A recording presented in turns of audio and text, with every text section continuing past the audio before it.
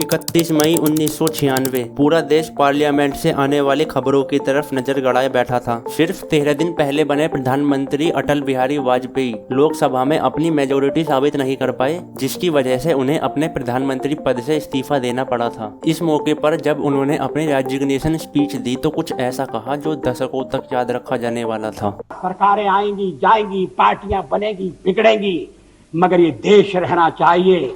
इस देश का लोकतंत्र अमर रहना चाहिए। सरकारें आएंगी जाएंगी, पार्टियां बनेंगी बिगड़ेंगी, मगर ये देश रहना चाहिए। इस देश का लोकतंत्र अमर रहना चाहिए। दोस्तों, आज की इस वीडियो में हम अटल बिहारी वाजपेयी जी का सच जानने की कोशिश करेंगे कि कैसे ग्वालियर का एक आम लड़का आगे चलकर 3 बार देश का प्रधानमंत्री बना और कैसे उन्होंने बीजेपी की शुरुआत की थी, जो 1985 के इलेक्शंस में सिर्फ 2 सीट ही जीत पाई थी, लेकिन आज देश की सबसे बड़ी पॉलिटिकल पार्टी है। Chapter 1 a moving childhood. दोस्तों, अटल बिहारी वाजपेयी जी ने अपने जीवन में कई शहर बदले। वो जन्मे किसी और शहर में, ग्रेजुएट कहीं और हुए और चुनाव लड़ने के लिए किसी और शहर में गए। इस सफर की शुरुआत होती है ग्वालियर से, जहां एक स्कूल टीचर कृष्ण बिहारी वाजपेयी के घर जन्म होता है अटल बिहारी वाजपेयी का। आप में से कई लोगों के दिमाग में ये सवाल आया होगा कि अगर इनका जन्म स्थान ग्वालियर है तो इनके नाम में बिहारी का क्या मतलब है। तो मैं आपको बता दूं कि इनके मिडिल नेम बिहारी का बिहार स्टेट से कोई लिंक नहीं है, बल्कि ये भगवान श्री कृष्ण के नाम बांके बिहारी से लिया गया है। इनके पिता के टीचर होने के कारण इनके ऊपर पढ़ाई का काफी जोर था, इसलिए इन्होंने बचपन से अपनी पढ़ाई को काफी इम्पोर्टेंस दी। इतनी ज्यादा कि ये 4 अलग अलग शहरों में पढ़े, जिसमें उज्जैन, कानपुर, आगरा और ग्वालियर शामिल है। लेकिन इनका इंटरेस्ट सिर्फ पढ़ाई में ही नहीं था। ये स्पीचेस, डिबेट और एक्टिविज्म में भी काफी बढ़ चढ़कर हिस्सा लेते थे। सिर्फ 16 साल की उम्र में ये काफी अच्छे ओरेटर बन चुके थे। इनकी बातों को कहने का तरीका ऐसा था कि कोई भी इंसान इनसे प्रभावित हुए बिना रह नहीं पाता था। अपने कॉलेज के फर्स्ट ईयर से ही आरएसएस से जुड़ा होने का नतीजा ये निकला कि पहले तो ये आरएसएस के प्रचारक बने, लेकिन जब देश आजाद हुआ तो इन्हें उत्तर प्रदेश में आरएसएस का विस्तारक बनाया गया। वहाँ इनका काम था आरएसएस के बड़े लीडर्स की मदद करना। Chapter 2 entry in politics. देश आजाद हो चुका था और ये वो समय था जब आरएसएस की पॉलिटिकल ब्रांच जनसंघ एक मुश्किल दौर से गुजर रही थी। वैसे तो जनसंघ की रिस्पेक्ट काफी अच्छी थी, लेकिन उनके ओपोजिशन में एक ऐसी पार्टी थी जो उनसे कहीं ज्यादा बड़ी और मजबूत पार्टी थी, जो थी इंडियन नेशनल कांग्रेस। लोगों पर जनसंघ का प्रभाव बढ़ रहा था, तो जनसंघ ने अपना पॉलिटिकल बैटल को लड़ने के लिए अपनी पहली स्टेट के तौर पर चूज किया उत्तर प्रदेश को। पार्टी के कई बड़े नेता जैसे दीनदयाल उपाध्याय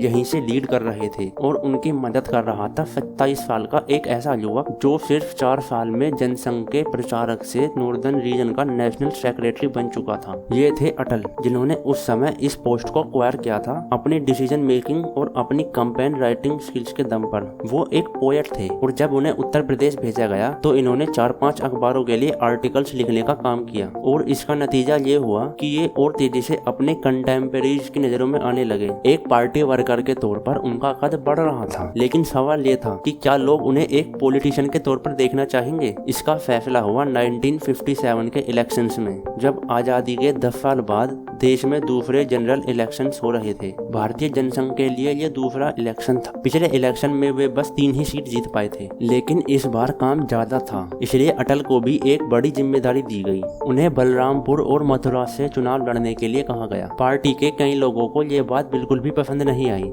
और इसका कारण था पार्टी के फाइनेंस। ये वो समय था जब जनसंघ के पास अपने कैंडिडेट्स को हेल्प करने के लिए ज्यादा पैसे नहीं होते थे। ऐसे में इलेक्शन कैंडिडेट्स अपने दम पर ही लड़ते थे। इस तरह की सिचुएशन में यही फॉर्मूला यूज किया जाता था कि अमीर कैंडिडेट्स को इलेक्शन में उतारा जाए। यहाँ तक कि कई नई बनी पार्टीज आज भी इस तरह का फॉर्मूला यूज करती हैं, लेकिन जनसंघ ने अपने एक स्टार कार्यकर्ता पर भरोसा जताया और उन्हें प्रचार के लिए 2 जीप गाड़ियां दे दी गई। अटल बिहारी वाजपेयी जी ने उन दोनों जीप गाड़ियों पर पूरा बलरामपुर और मथुरा कवर किया और एक शानदार चुनाव लड़ा। जब इलेक्शन का रिजल्ट आया तो भारतीय जनसंघ ने 4 सीटों पर जीत हासिल की, जिनमें से 1 सीट जीते थे यंग अटल बिहारी वाजपेयी। मथुरा में तो उन्हें हार मिली थी, लेकिन बलरामपुर में वो 52% वोट शेयर के साथ एमपी के तौर पर चुने गए थे और उनकी सीधा एंट्री हुई लोकसभा में। इंटरेस्टिंगली ये भारतीय जनसंघ की 4 सीट में सबसे बड़ी जीत थी। कुछ इस तरह से हमारे देश की एक बड़ी ग्लोरियस और इंटरेस्टिंग पॉलिटिक्स जर्नी की शुरुआत हुई। Chapter 3 he will become something one day. दूसरी लोकसभा का सेशन चल रहा था और अलग अलग जगहों से एमपीज बोल रहे थे और फिर नंबर आया बलरामपुर से एमपी बने अटल बिहारी वाजपेयी का। उन्होंने बोलना शुरू किया और उन्हें बोलते हुए सुनकर हर कोई हैरान था, यहाँ तक कि प्रधानमंत्री जवाहरलाल नेहरू जी ने ये कहा था कि ये लड़का आगे चलकर जरूर ही कुछ बड़ा करेगा। अपने विरोधी दल के लीडर से अपनी ही तारीफ करवा ली। कुछ ऐसी ही छवि रही थी अटल बिहारी वाजपेयी की। साल बीतते हैं और इनका कद अब एक रीजनल लीडर से एक नेशनल लीडर का बन गया। हालांकि उस समय इन्हें कई बार हार का सामना भी करना पड़ा, जैसे 1962 के इलेक्शंस में वो लखनऊ और बलरामपुर दोनों सीट से हार गए। फिर 1967 के इलेक्शन में वो सिर्फ बलरामपुर से लड़े और जीत गए। 1971 में इन्होंने सीट के साथ साथ स्टेट भी बदल ली और ग्वालियर चले गए, जहां फिर से इनकी जीत हुई। अभी तक वो अपने आप को पॉलिटिक्स में सेटल करने की कोशिश कर रहे थे और जनसंघ के विचारों को लोगों तक पहुंचा रहे थे। लेकिन फिर आता है साल 1975। प्रधानमंत्री इंदिरा गांधी देश में इमरजेंसी लगा देती हैं। अगले 2 साल तक देश में इमरजेंसी चलती है। उस दौरान अटल ने आंदोलन में जितनी भागीदारी हो सकती थी उतनी भागीदारी दी।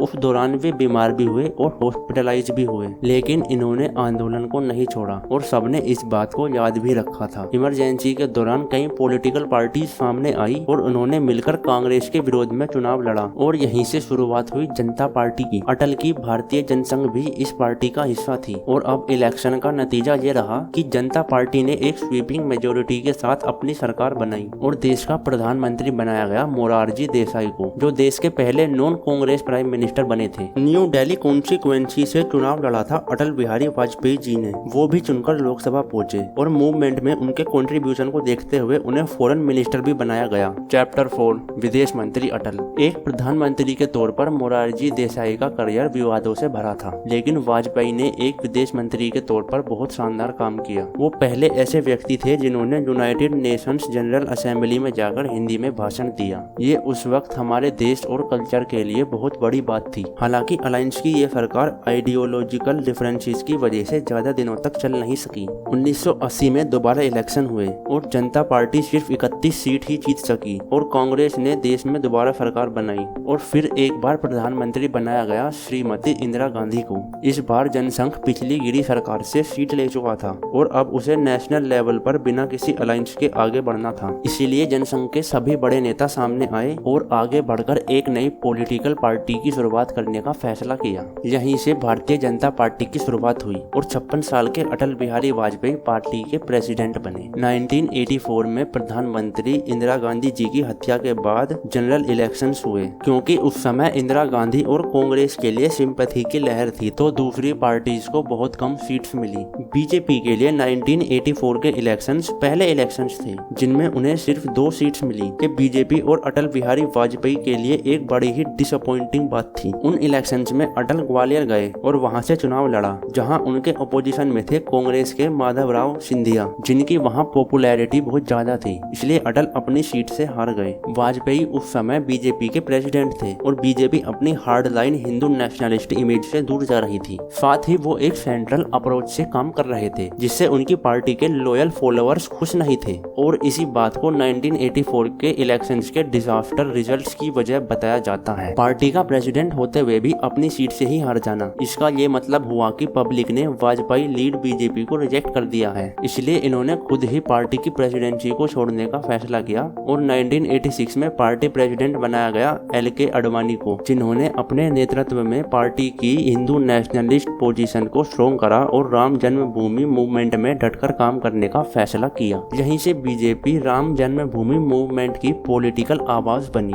बीजेपी ने LK अडवाणी की लीडरशिप में ही ग्रास रूट्स पर जाकर अपना बेस बनाया और ग्रास रूट लेवल पर काम करना शुरू किया। इसका नतीजा ये हुआ कि 1989 के जनरल इलेक्शंस में बीजेपी 2 सीट से 85 सीट्स पर पहुंच गई और यहीं से बीजेपी की अपवर्ड ग्रोथ शुरू हुई। इसके बाद 1991 के चुनावों में बीजेपी की सीट्स बढ़कर 120 तक पहुंच गई थी। यहीं से बीजेपी की ग्रोथ और आगे बढ़ी क्योंकि बाबरी मस्जिद के डिमोलिशन के बाद देश भर में बीजेपी का सपोर्ट बढ़ गया था। Chapter 5 visionary prime minister. इसके बाद आता है 1996 जब 11वीं लोकसभा के लिए चुनाव होने थे। इनमें बीजेपी की तरफ से प्रधानमंत्री के लिए चेहरा बनाया गया अटल बिहारी वाजपेयी जी को। कहते हैं कि एल.के. आडवाणी के पास पीएम फेस बनने के लिए संघ का सपोर्ट था, लेकिन क्योंकि वाजपेयी की छवि राजनीतिक गलियारों में बेहतर थी, मॉडरेट थी और उनके पास अपने विचारों को डिफेंड करने की काबिलियत भी भरपूर मात्रा में थी, इसलिए एल.के. आडवाणी ने प्रेसिडेंट होते हुए भी खुद को पीछे कर अटल बिहारी वाजपेयी को पीएम कैंडिडेट का चेहरा बनाया। इसलिए दोस्तों जरूरी है कि हम एल.के. आडवाणी के बीजेपी और अटल बिहारी वाजपेयी के पॉलिटिकल ग्रोथ में कंट्रीब्यूशन को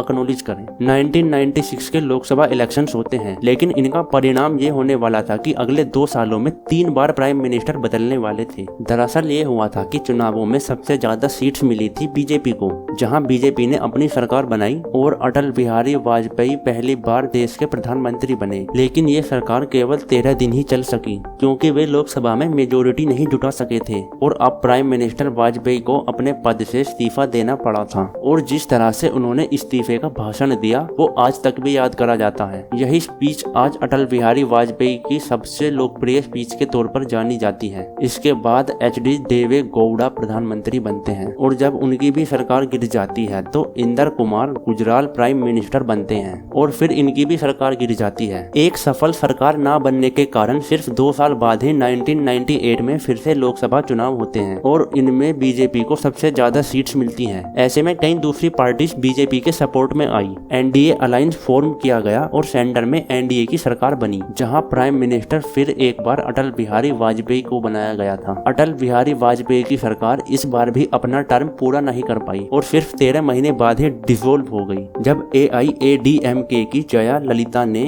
अपना सपोर्ट एनडीए से खींच लिया था। इन 13 महीनों में ही अटल बिहारी वाजपेयी ने ये साबित कर दिया था कि वो एक कुशल प्रधानमंत्री हैं और आगे भी एक सफल सरकार चलाने का दम रखते हैं। इन 13 महीनों में बहुत ही बड़े इम्पोर्टेंट इवेंट्स हुए। सबसे पहले तो पोखरण न्यूक्लियर टेस्ट हुए। इसके बाद एक कॉन्फ्रेंस के जरिए अटल बिहारी वाजपेयी जी ने ये ऐलान किया कि इंडिया अब एक फुल फ्लैश न्यूक्लियर स्टेट बन चुका है, जो कि हमारे देश के लिए एक ऐतिहासिक इवेंट था। इस डिसीजन से दुनिया की कई बड़ी पावर्स जैसे कि USA और जापान खुश नहीं थे, क्योंकि वे भारत को एक न्यूक्लियर स्टेट के तौर पर एक्सेप्ट नहीं करना चाहते थे, जिसके लिए उन्होंने इंडिया पर कई सैंक्शंस भी लगाए। लेकिन इस पूरे इवेंट को अटल सरकार ने बड़े ही अच्छे तरीके से हैंडल करा और सिचुएशन 6 महीने में नॉर्मल भी हो गई, जिसके बाद सभी सैंक्शंस हटा दिए गए। इन सब के बाद प्राइम मिनिस्टर वाजपेयी ने पाकिस्तान के साथ पीस टॉक्स को भी महत्व दिया और पाकिस्तान के साथ डिप्लोमेटिक पीस प्रोसेस की शुरुआत भी करी, जहां कोशिश ये थी कि कश्मीर इशू को पूरी तरह सोल्व करा जाए। लेकिन ये कोशिशें पूरी तरह फेल हो गई, क्योंकि अगले ही साल 1999 के मई महीने में कारगिल वॉर लड़ी गई, जहां पाकिस्तानी घुसपैठिए कश्मीर वैली तक घुस आए थे। लेकिन इंडियन आर्मी के जोरदार अटैक्स ने जल्द ही पाकिस्तानी सोल्जर्स को पीछे पुश करना शुरू कर दिया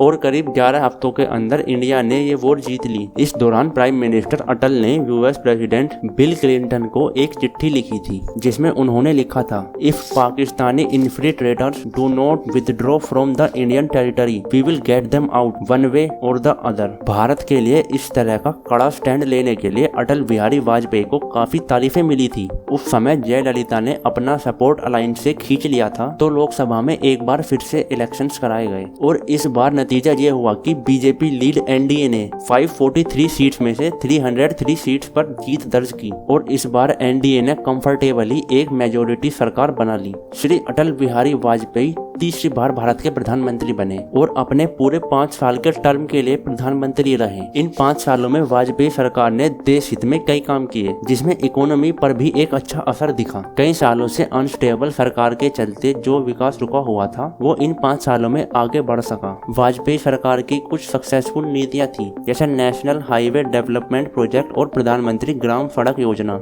जिनके तहत देश भर में रोड बनाए गए। अटल बिहारी वाजपेयी के उन 5 सालों में जो काम किए किए गए उन पर तो एक अलग वीडियो बनाई जा सकती है, तो उसकी चर्चा किसी और दिन करेंगे। आगे बढ़ते हुए 2004 में फिर से इलेक्शन हुए, जहां पर पूरी उम्मीद थी कि अटल बिहारी वाजपेयी दोबारा प्राइम मिनिस्टर बनेंगे। वहीं इलेक्शन रिजल्ट्स काफी सरप्राइजिंग थे, जहां कांग्रेस को सबसे ज्यादा वोट मिले और सेंटर में यूपीए की सरकार बनी। उन चुनावों में अटल जी रिटायरमेंट लेना चाहते थे, हालांकि प्राइम मिनिस्टर कैंडिडेट होने की वजह से ऐसा नहीं हुआ और 2004 से 2009 तक उनकी पार्लियामेंट में अटेंडेंस सिर्फ 4.5% रही। 2009 में स्टेज पर बोलते समय उनकी तबीयत अचानक खराब होने लगी और पता चला कि उन्हें डेमेंटिया नाम की बीमारी हो चुकी है। उस बीमारी से अटल बिहारी वाजपेयी जी 9 साल तक जूझते रहे और 16 अगस्त 2018 को उन्होंने इस दुनिया को अलविदा कहा। हालांकि दोस्तों, उनकी बनाई पॉलिसीज, इंफ्रास्ट्रक्चर और उनके बनाए मजबूत फॉरेन रिलेशंस आज भी अटल हैं। अटल बिहारी वाजपेयी जी के जीवन पर एक मूवी आई है जिसका नाम है मैं हूँ अटल।